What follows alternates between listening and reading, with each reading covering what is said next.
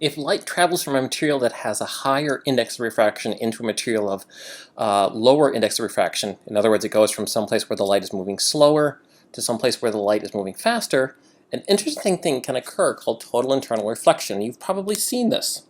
So here we have a couple examples. First off, when you're looking at this pencil, you can see that there actually is a reflection of the pencil in the top of the water. That's an example of internal reflection. And notice you can't actually see that leg of the pencil right there. The water is actually acting like a mirror. That's also pretty clear over on the right-hand side where we see this turtle underwater. You can see a reflection of the turtle. That's an example of total internal reflection. The light is reflected back rather than being refracted through. What happens is that in some circumstances, the refracted ray can be refracted at a 90-degree angle or larger.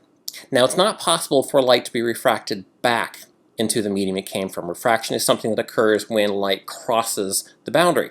So when it hits that critical angle of a 90-degree refraction, then what happens is all of the light ends up getting reflected back in as if the surface were behaving as a mirror. And that critical angle we can find from this equation.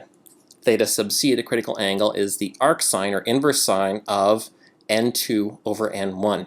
We're using convention where n1 is the substance that the light is incident in. n2 then is the substance where the refracted ray occurs. Now this only occurs when we're going from a higher n to a lower n. And this is because that refracted ray has to be bent away from the normal more than the incident ray that we saw. To show you where that equation for the critical angle came from, we have a sample here where the light is incident from up here, and then it is bent at a 90-degree angle, or pi over 2 radians.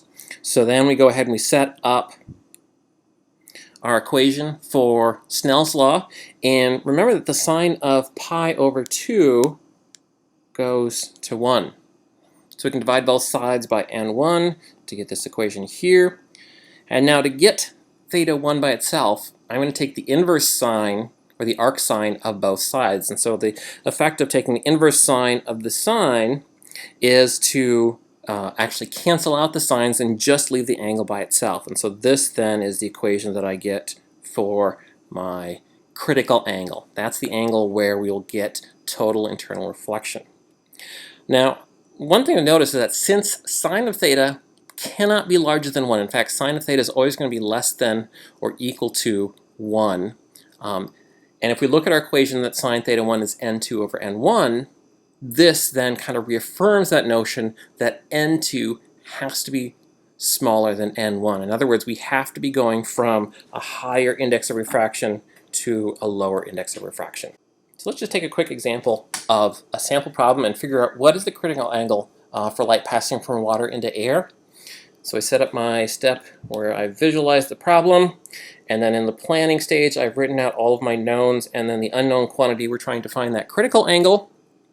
And to solve it, I can just go ahead and plug everything in, and we get a 48.8 degree angle. And to evaluate this, I know that critical angle has to be somewhere between 0 and 90 degrees. That's just kind of the definition of how these problems are set up for refraction. 0 degrees is when the light has normal incidence. 90 degrees is when it was at grazing incidence. So it's got to be somewhere between those two. Sure enough, 48.8 is somewhere in between those two. So at least from that standpoint, I feel that this is a reasonable answer. So here we have a simulation of a laser beam going from air into water, and you can see that as I'm varying the angle of incidence, we're seeing both the reflected beam and the transmitted beam.